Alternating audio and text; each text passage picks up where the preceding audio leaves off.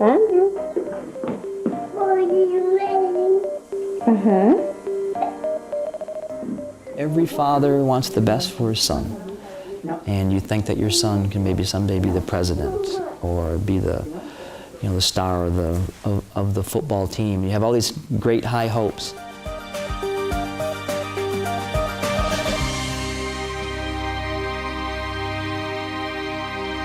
The day I got the news that Andrew had a stroke was the worst day of my life. And the 3 to 6 months of his recovery, that was the worst period of my life. Hey, what's up? My name's Andrew. I'm a 20-year-old aspiring filmmaker who has lived and traveled all over the world. And 5 years ago, my life changed forever.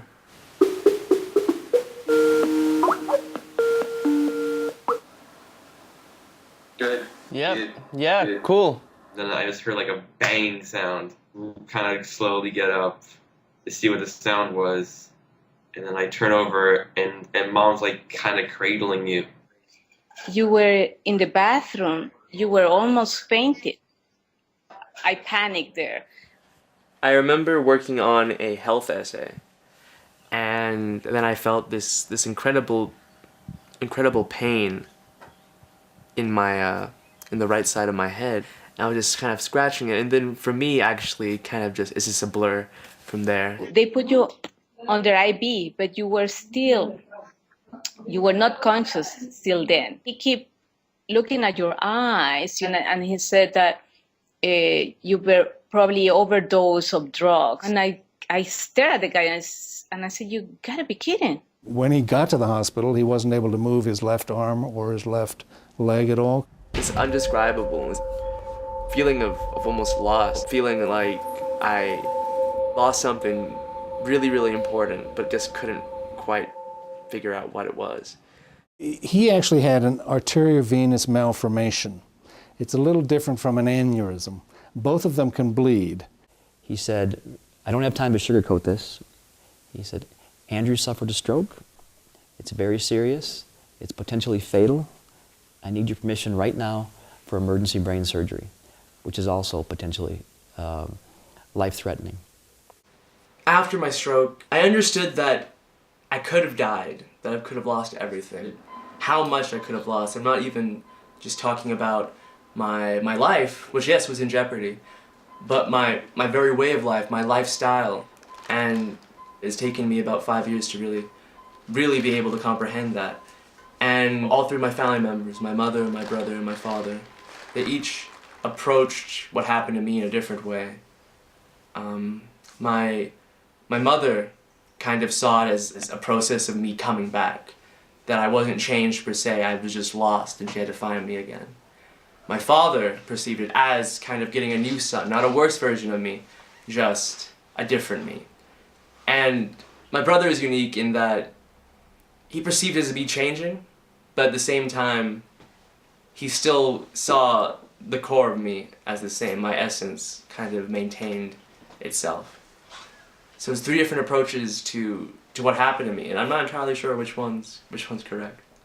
It can affect either your muscle strength, your brain capacity, your ability to speak, for instance, your ability to see, if it affects that part of the brain, your ability to walk, but can also affect your personality.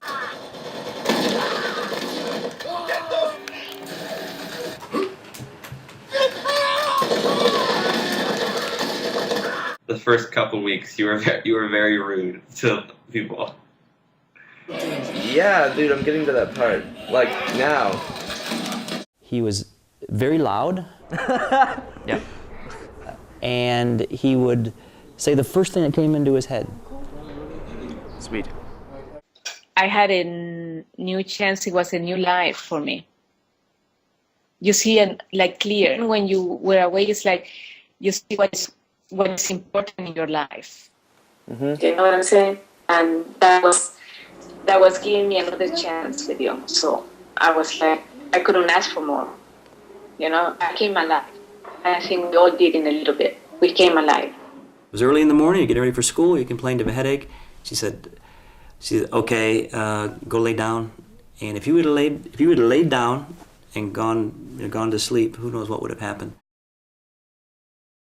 I remember waking up in the recovery room on the 9th floor of the hospital and just seeing kind of this windowsill.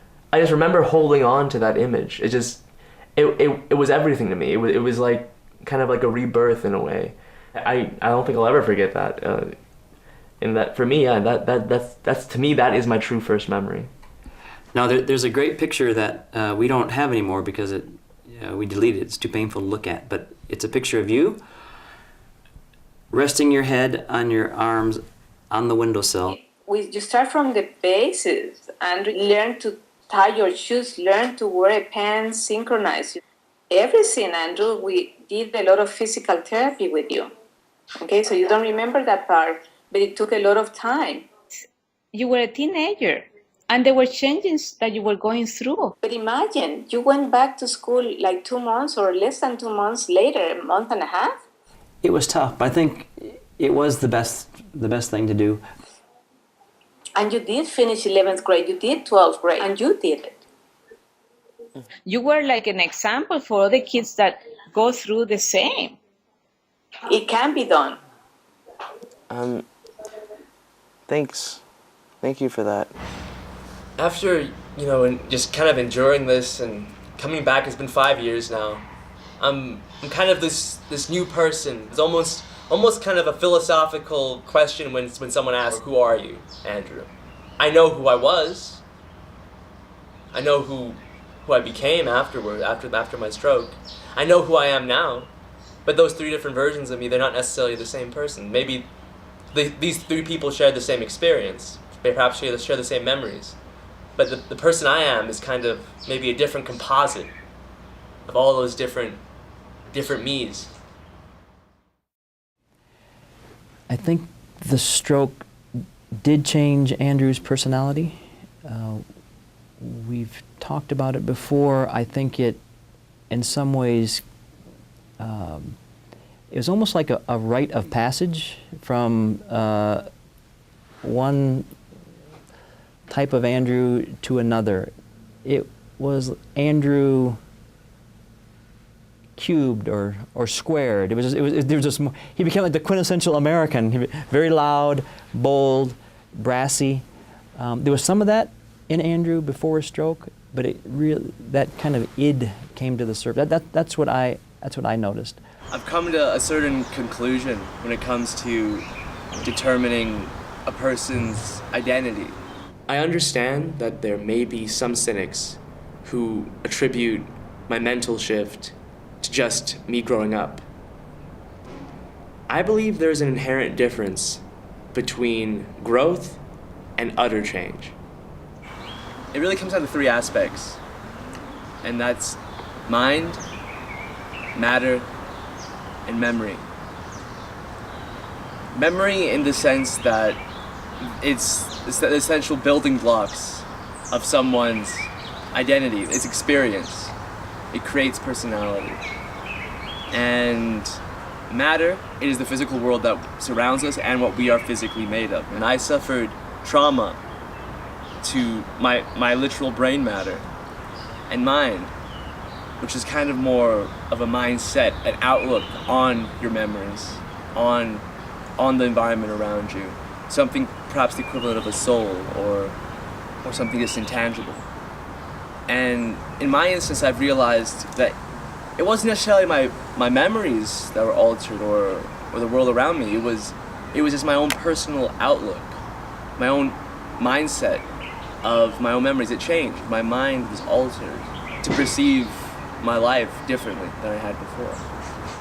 And I think that's one hell of a thing.